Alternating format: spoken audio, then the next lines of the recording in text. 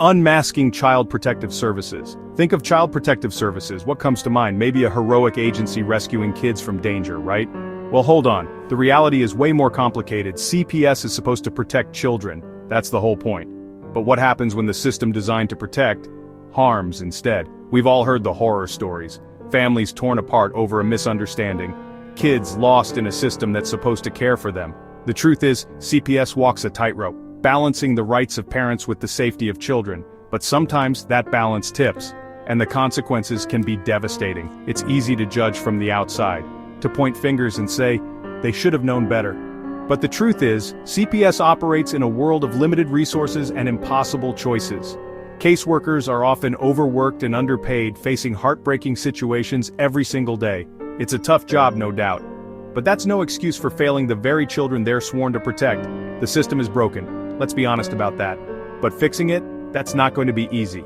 It's going to take a hard look in the mirror, a willingness to admit mistakes, and a commitment to putting children first, always. Because every child deserves a safe and loving home. And when the system fails, we all fail. Let's talk about money, because in the world of child welfare, money talks. And unfortunately, sometimes it shouts. Here's the dirty little secret: federal funding for CPS is often tied to the number of children in foster care. You read that right. The more kids in the system, the more money flows in. Think about that for a second. It's like incentivizing a hospital to keep beds full, even if patients could go home. Except in this case, we're talking about children. Vulnerable children who deserve to be with their families whenever safely possible. But the system as it stands often rewards removal over reunification. Now, nobody's saying caseworkers are intentionally ripping families apart for cash, but the pressure is real. The funding structure creates a perverse incentive that can skew decision-making. And that's a problem, a big problem. We need to change the equation, shift the focus from removal to support. Fund programs that help families stay together, provide resources that address the root causes of child neglect and abuse. Because keeping families intact should be the priority, always. Let's be clear, CPS exists for a reason. There are children who need protection, situations where removal is the only option. But there are also countless stories of CPS overreach. Families torn apart by misunderstandings, cultural biases, or simply a lack of support.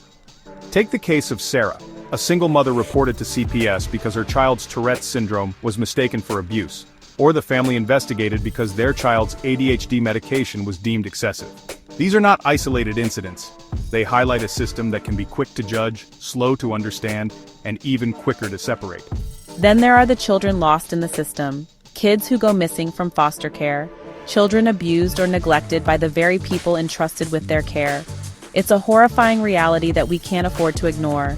The system is meant to protect children. But what happens when it fails to protect its own?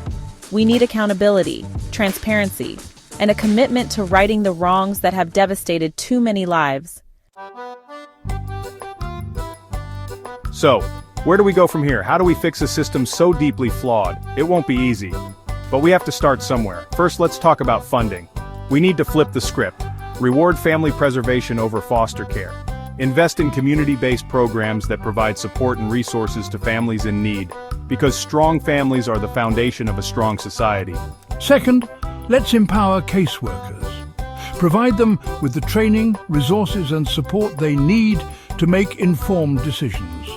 Reduce caseloads so they can dedicate the time and attention each family deserves. Because burnout helps no one. Third, let's prioritize prevention. Address the root causes of child neglect and abuse, such as poverty, mental health, and substance abuse. Invest in early intervention programs that provide families with the tools they need to thrive. Finally, let's listen to those most impacted by the system. Hear the stories of families who have been torn apart. Learn from their experiences, and work together to create a system that truly protects children and strengthens families. Because every child deserves a chance to grow up safe, loved, and supported. And that starts with a system that works for everyone.